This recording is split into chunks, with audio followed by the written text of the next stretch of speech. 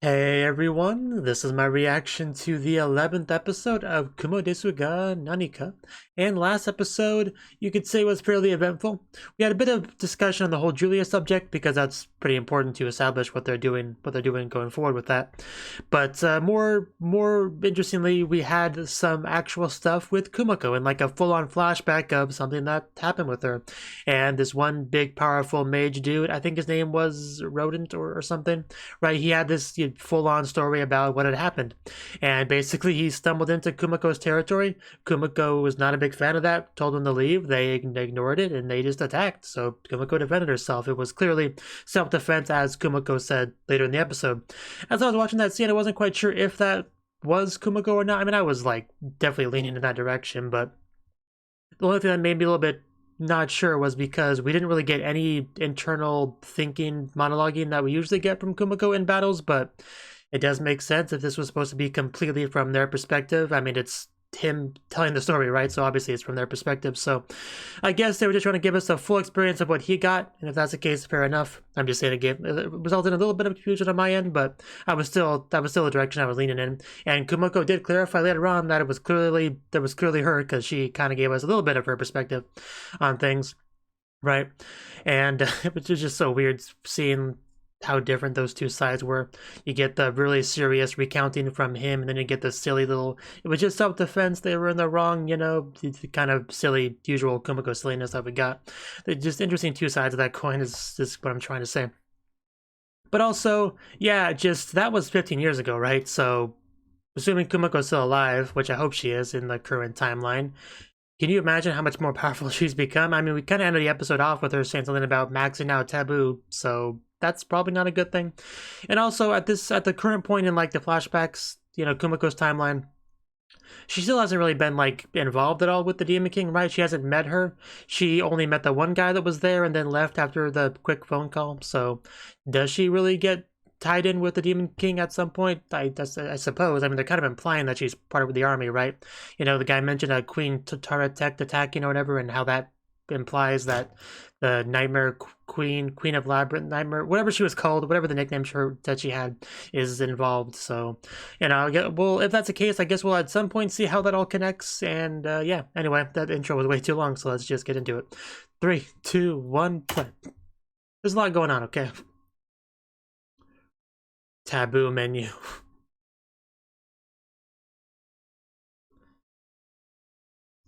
Okay.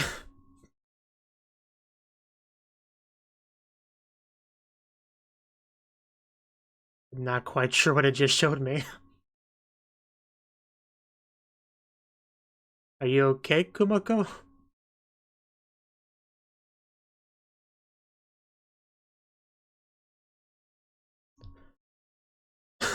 Well, okay. That was clearly something. I mean, it kind of looked like a montage of history or something, but not quite sure.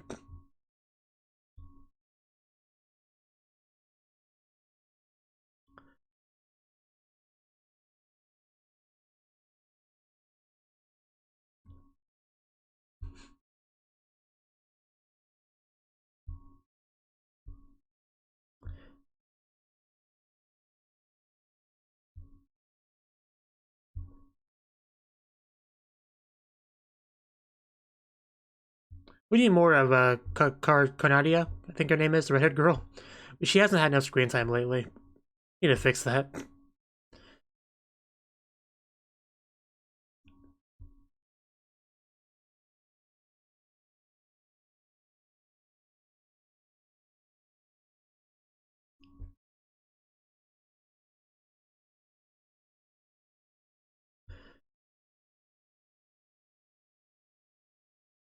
The spider way is best way.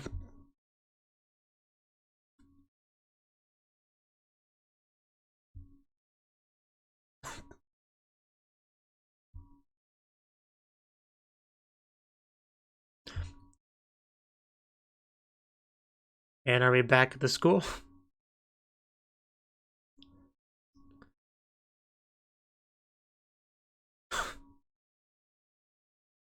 Filling the bucket with water? That's one way to do it.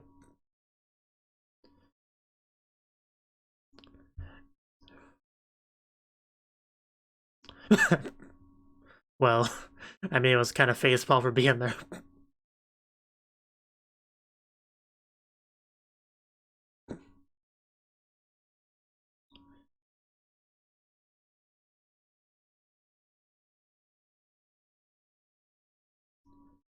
Just not used to Faye being that form.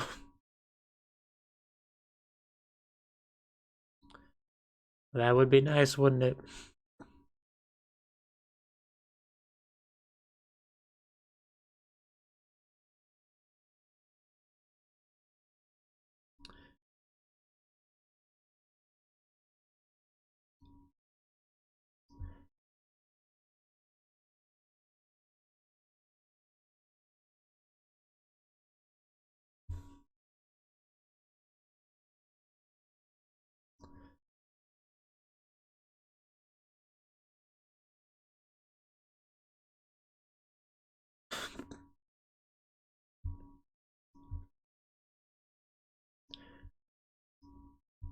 Are you telling me redhead girl is not gonna get more screen time?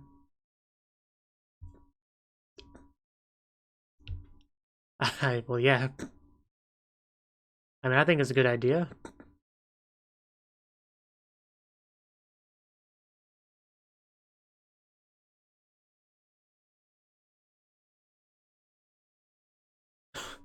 I mean, yeah, he's a pretty good guy. I'm sure he'll be fine.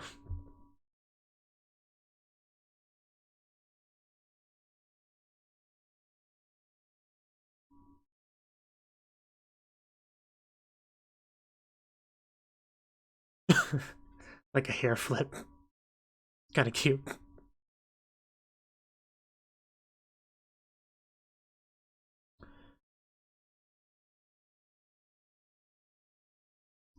There's some intense hand holding. Oh wow, that's actually pretty cool animation for it. Like a magical chain binding them.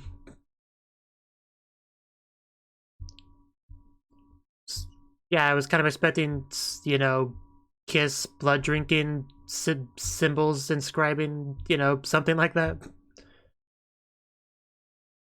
What's happening? Did you break her?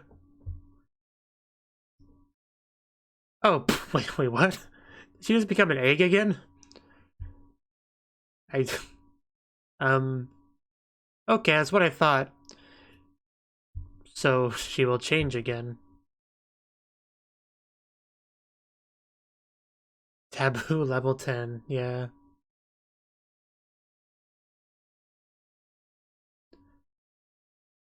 Is that what we saw before? Taboo knowledge? I guess that makes sense.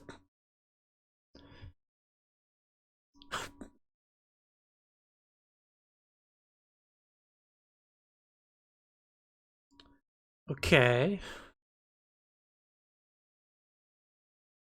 Yeah, don't we see that in the opening, maybe?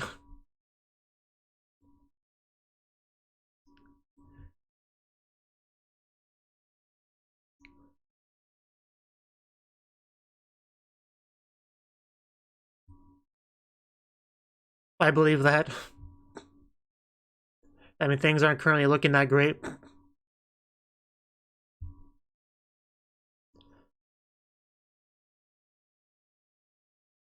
So, is Kumiko the hero or the villain of the story? I can't quite tell.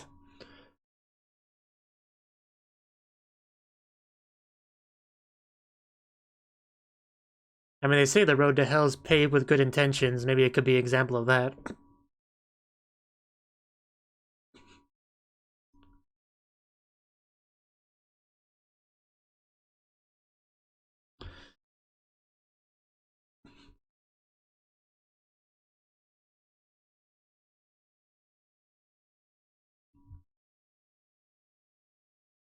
The world.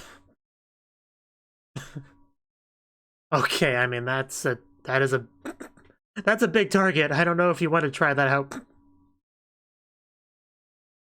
Yeah, that's a lot to ask. Jeez. Yeah, it was a little uncalled for. What?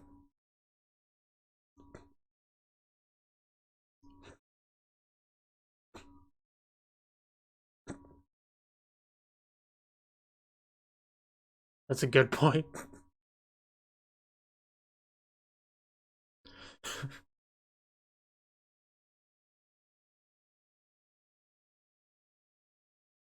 Yeah, I mean...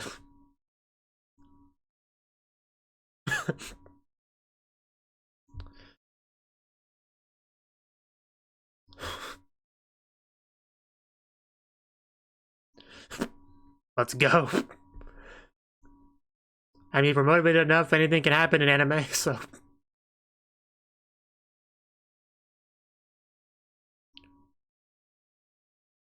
We're never gonna leave this cave, are we?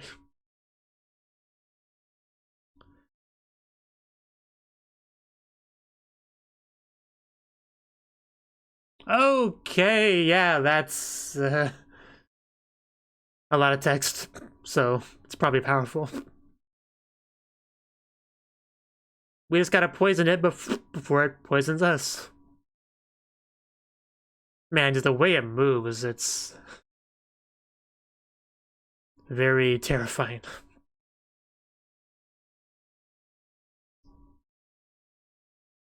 I think we could have taken it. Oh, watch your step. Did someone step on the snake? What was that symbol? Okay, we got a fight over here. I mean, I don't know how effective rap is on this opponent. But can a snake do that?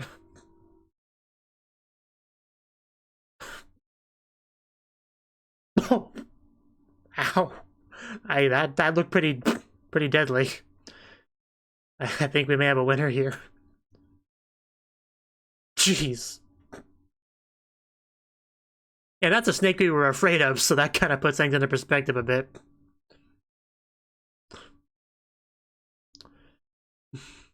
My blood is still flying. Uh,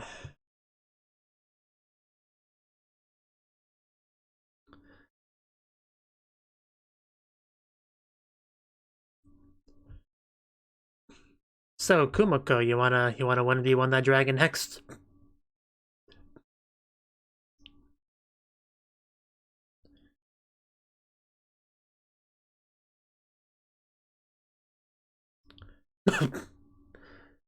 One final stomp.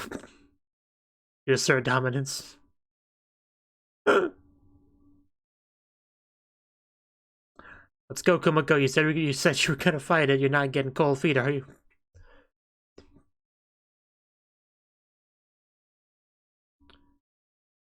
And we have company. It's that cat who I assumed it was. I rinse. Anything important you got to tell us?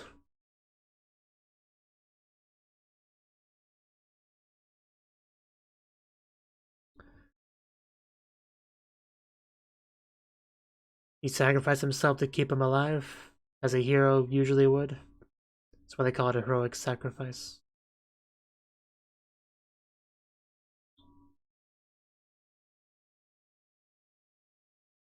Right. It's a big feather.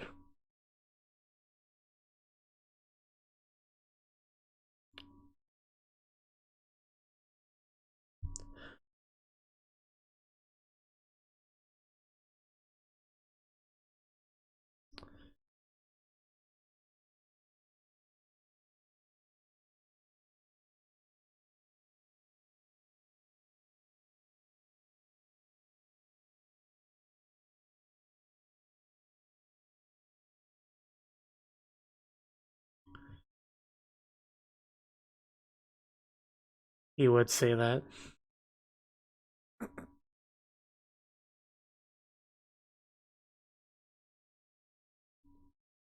Are we not gonna get to hear it? Or... okay, we are.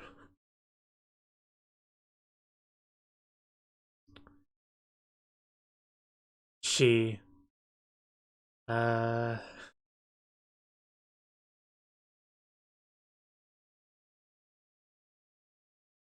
She is quite beautiful, isn't she? I'm guessing quite deadly.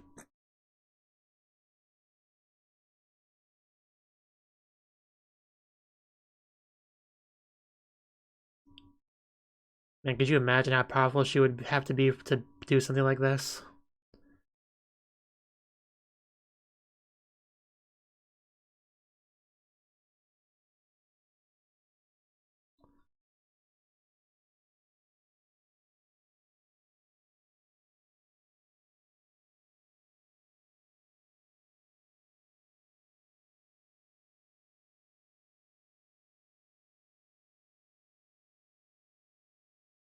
That sounds unpleasant.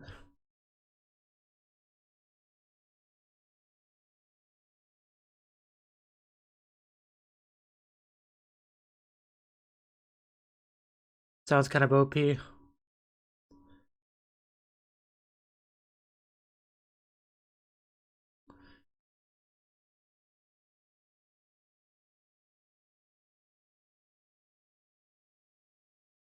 Oh no, you're not gonna give me flashbacks to make me sad, are you?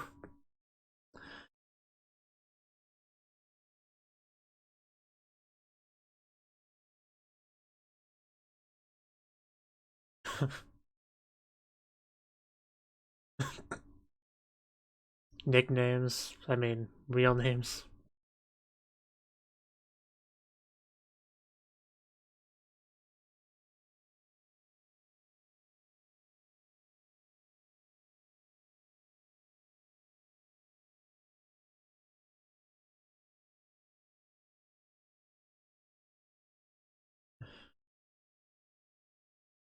Not with that attitude.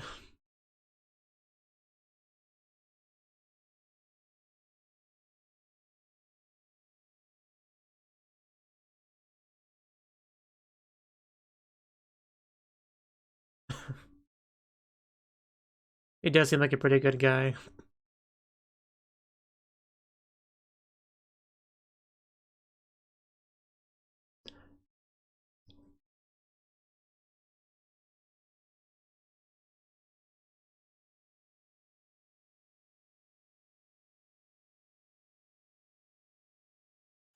I mean, Wild Kumiko. Oh, that was an excellent tackle. So we're just gonna grind so we can battle the raid boss. Can we please grind with something else? I think that might have done it. Ouch! Maybe now she does need an eye patch.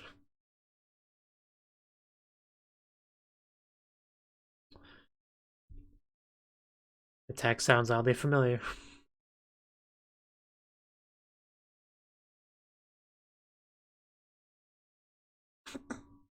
Yeah, good thing we can do that.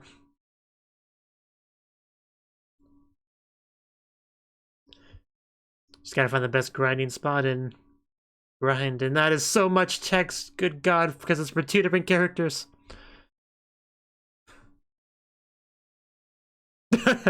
That's also a good ability to have.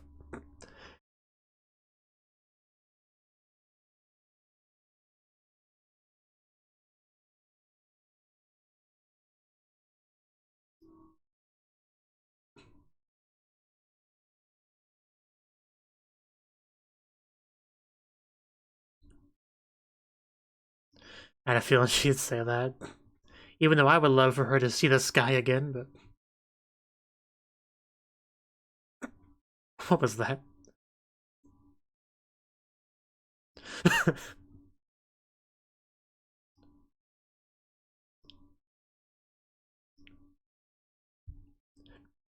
Could you imagine having a wake-up prank from a spider?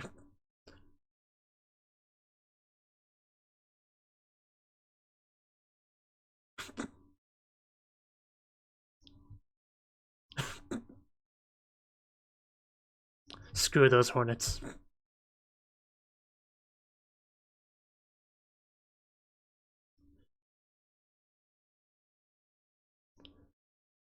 Yeah, we saw what that thing can do.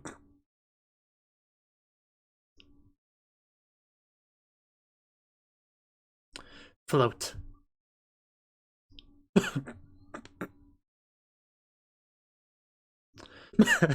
I hope you're right and didn't just jump off a bridge to fall to her death.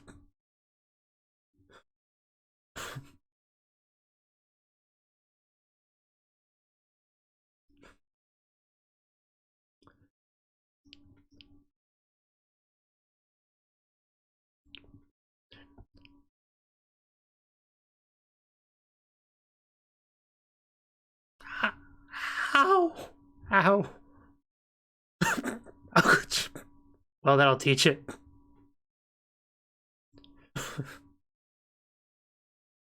Must have been one sneaky hornet.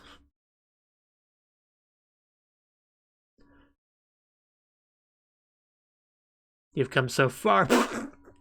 Okay, we need to start paying attention.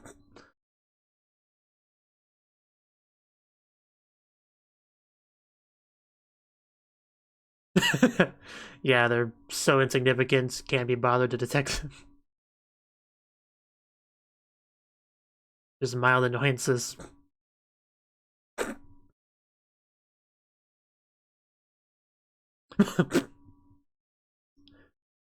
Maybe we should at least go with our back against the wall somewhere so they can't sneak up on us. But, or we can just kill them all, that works too.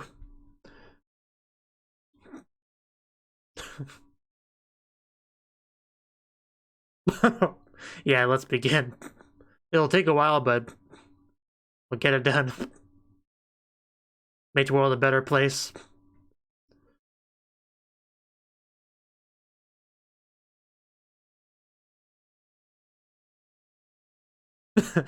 What a deal.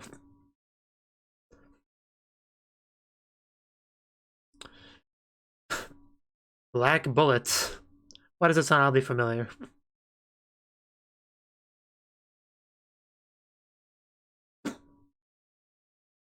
Probably because it's an anime title.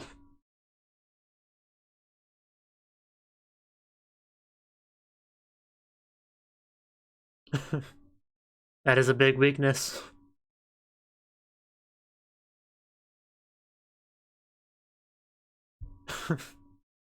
Best class.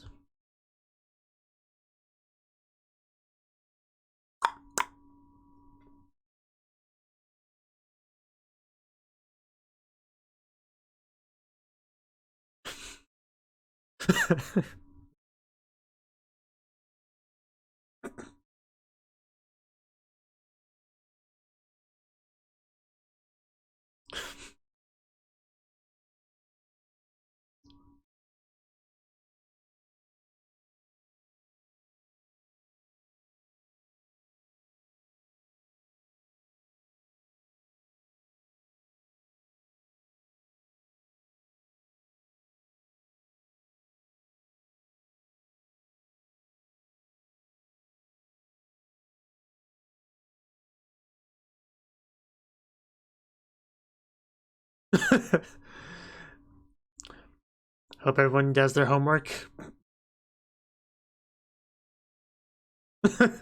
I would not want to be below that falling debris. Was I like the Queen Hornet?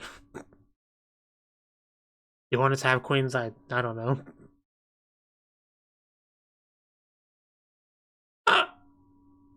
Okay, that like was right in the neck. Or not. Or not. I kind of forgot you could do that. Okay, there are still a lot of them.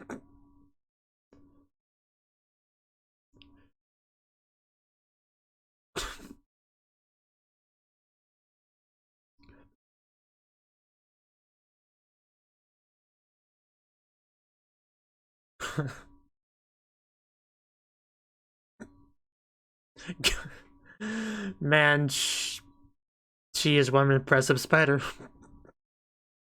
Just raining death upon the army of opponents, taking out their hive. Just another day for our spider girl.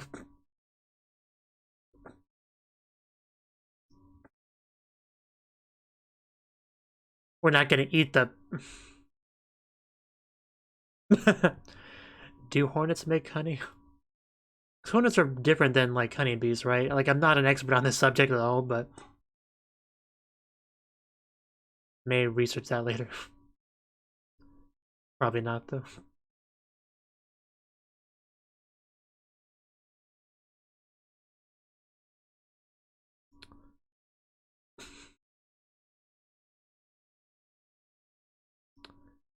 Yeah, I feel like the episode's about over. Is that our friend Arababa? Arabibi Baba? Earth Dragon Araba, level 32. Auto recovery level 8. Magic Magis. Shock super resistance. Telescope.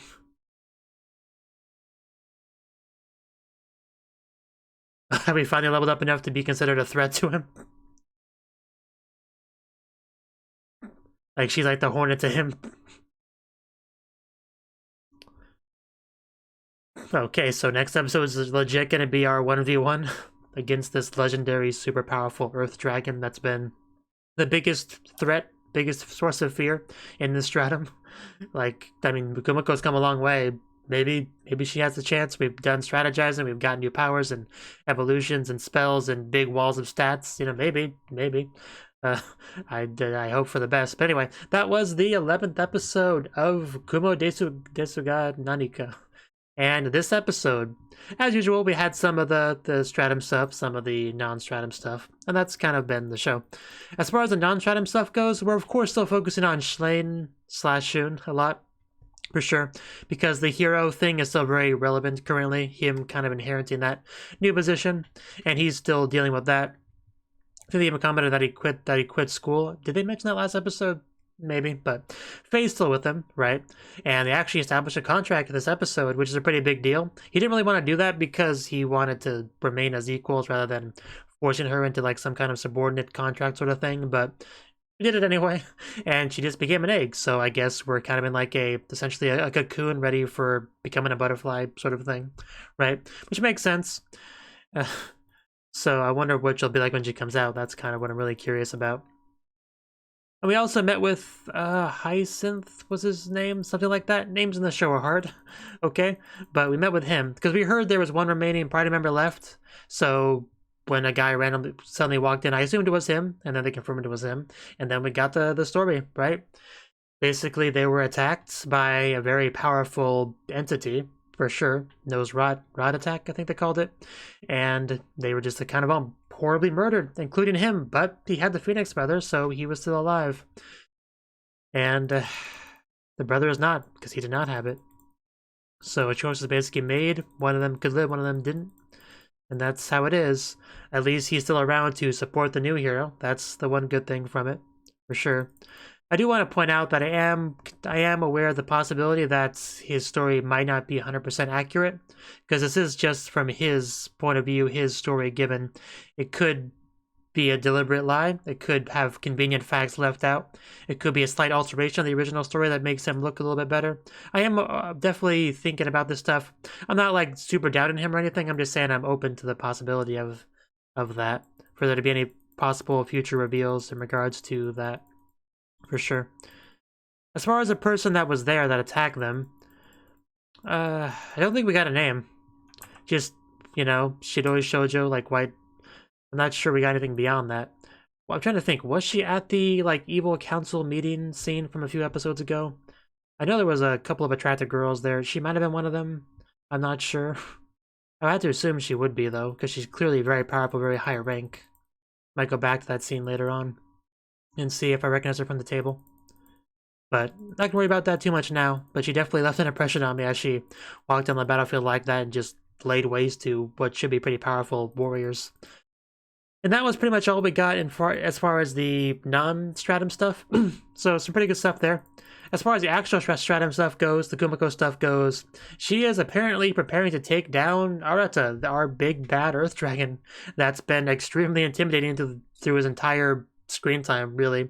Like, every time he shows up, the idea of fighting him has been not on the table at all. He's just been a matter of avoidance. Good thing we have teleporting skills and stuff to avoid that fight.